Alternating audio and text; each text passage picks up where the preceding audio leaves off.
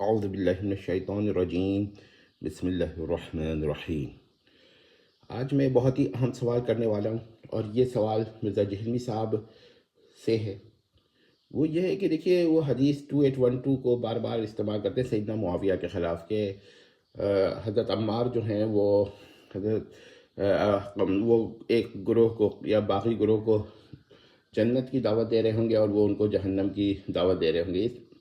تو میں یہ پوچھنا چاہتا ہوں کہ جو حضرت معاویہ کے لشکر کے بارے میں جہلمی صاحب اس حدیث کو اپلائی کرنا چاہتے ہیں، تو سوال یہ پیدا ہوتا ہے کہ کن الفاظ میں قاتلین عثمان یا قاتلین عمار رضی اللہ تعالیٰ عنہ دعوت دے رہے تھے حضرت عمار کو؟ کن الفاظ میں؟ وہ الفاظ نقل کریں، اس میں پھر یہ بتائیں کہ اس الفاظ کا لغوی معنی کیا ہے یا مجازی معنی کیا ہے، یعنی کہ دعوت وہ ان الفاظ کے لغوی معنی میں دے رہے تھے یا مجازی معنی میں دے رہے تھے؟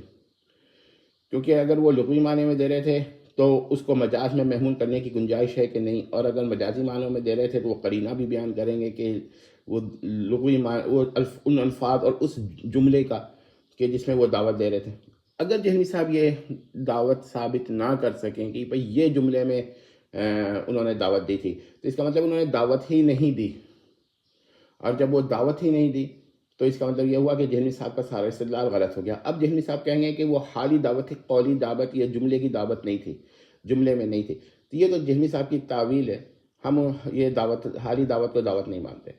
تو دعوت یہ تو تعویل خاص ہے یا تعویل عام ہے؟ جہلمی صاحب کے اپنے بیان کے مطابق، جیسا کہ وہ اکثر پیش کرتے ہیں تعویلات کے بارے میں جب وہ ان کو ضرورت ہوتی ہے۔ تو ہمیں بتائیں وہ الفاظ کیا ہیں، اور جو نقل کریں گے نا الفاظ، وہ صحیح اور صریح حدیث سے ہونا چاہیے، یعنی کہ اس کے راوی بالکل صحیح ہونے چاہیے، حسن درجے کے بھی نہ ہو تو وہ پیش کریں، اور اگر وہ پیش نہیں کرتے تو ہم کہیں گے کہ یہ کوئی دعوت نہیں دی گئی۔ اب جہلمی صاحب یہ کہہ سکتے ہیں بھائی جب نبی نے ایک خبر دے دی تو وہ اگر اس کا کوئی ثبوت نہ ہو تب بھی مانا جائے گا، یہی آخری جہلمی صاحب کہہ سکتے ہیں۔ تو اس کا ہم یہ جواب دیں گے کہ یہ جو ہے نا تمام نسخ میں کامن جملہ نہیں ہے، بعض میں ہے بعض میں نہیں ہے، جس سے اس کا وجود جو ہے مشتبہ ہو جاتا ہے۔ تو پھر جہلمی صاحب کے اپنے اصول پر ہی اس مشتبہ جملے سے استدلال نہیں ہو سکتا۔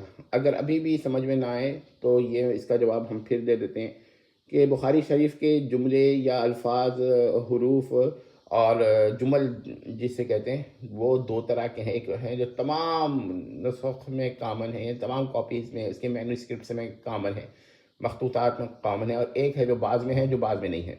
تو جو بعض میں ہے بعض میں نہیں ہے، کم از کم وہ مشتبہ تو ہیں، ان سے استدلال نہیں ہو سکتا۔ تو یہ کہنا پڑے گا، اگر یہ سب باتیں ثابت نہ کر سکے تو ہم یہ کہیں گے کہ پھر یہ جملہ جو ہے یہ مخدوش ہے، مشتبہ ہے، اس سے استدلال کم از کم نہیں ہو سکتا، کیونکہ ایک قاعدہ ہے اذا جال احتمال بطل الاستدلال۔ تو اس کے جملہ کا روایت 2812 کا حصہ ہونے کا پیش شبہ پیدا ہو گیا، اور اس احتمال آ گیا، اور احتمال جب آ گیا تو وہ ایک قاعدہ چل گیا اذا جال احتمال بطل الاستدلال۔ تو ہم نے یہ ثابت کر دیا ہے۔ اب بھی اگر جہلمی صاحب کو اور ان کے ماننے والوں کو بات سمجھ میں نہ آئے تو یہ بہت ہی عجیب بات ہوگی، لیکن بہرحال انشاءاللہ کوئی نہ کوئی لوگ تو کچھ نہ کچھ تو لوگ سمجھ ہی لیں گے، کوئی نہ کوئی تو سمجھ ہی لے گا۔ والسلام تمت